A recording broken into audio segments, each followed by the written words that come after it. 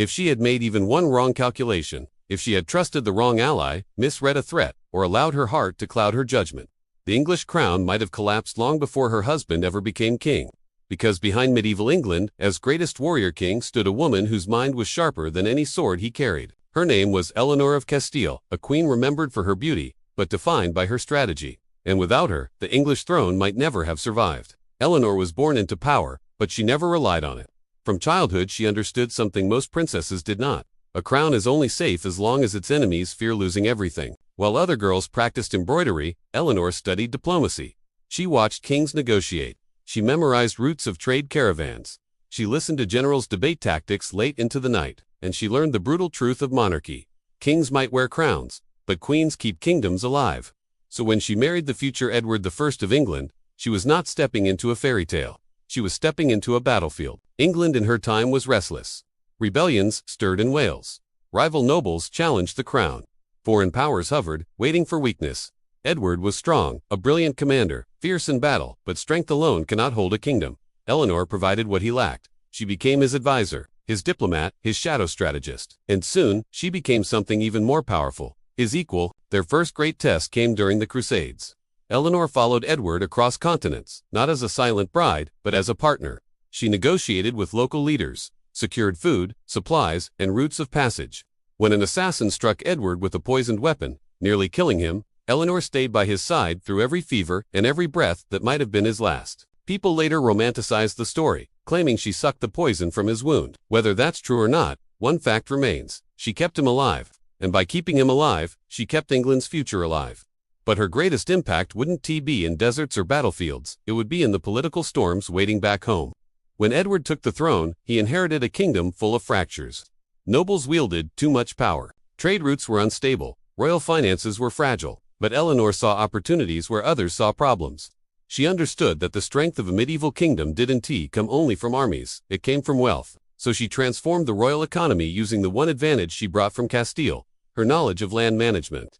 Eleanor began acquiring estates, not randomly, but strategically. Properties that controlled key trade roads, castles that strengthened military supply lines, towns whose taxes could stabilize the crown's finances. Within years, she built one of the most valuable land networks in Europe. Nobles whispered that the queen was becoming too powerful, but what they didn't understand was this: every piece of land she acquired made the crown harder to overthrow. She wasn't hoarding wealth, she was securing the throne. But Eleanor's intelligence was not her only weapon.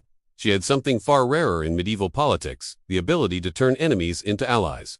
During Edward's campaigns in Wales, tensions between the English court and the Welsh nobility were explosive. One wrong move could trigger bloodshed. Eleanor stepped in with grace and strategy, arranging negotiations, calming tempers, and offering terms that balanced strength with respect. Even Welsh chroniclers, who despised English domination, admitted that Eleanor understood their culture in a way no other English royal ever had. Because unlike most conquerors, she listened.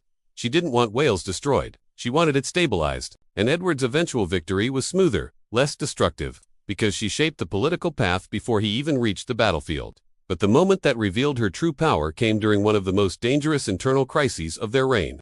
A powerful noble family challenged the crown, attempting to undermine Edward's authority.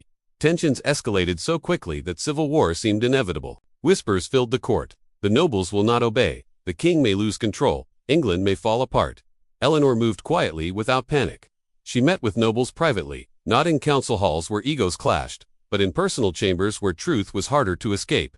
She reminded them of their oaths. She negotiated compromises. She uncovered betrayals before they turned into open rebellion. She exposed disloyalty in ways even Edward couldn't see. By the time the king acted, the crisis was already diffused because Eleanor had dismantled the opposition from within. The queen saved the kingdom not through war, but through wisdom. Yet for all she accomplished, Eleanor was not loud. She did not brag. She did not write treatises. She rarely appeared publicly as a political actor. Her brilliance lived in silence, and because she moved silently, history almost erased her. But Edward never forgot.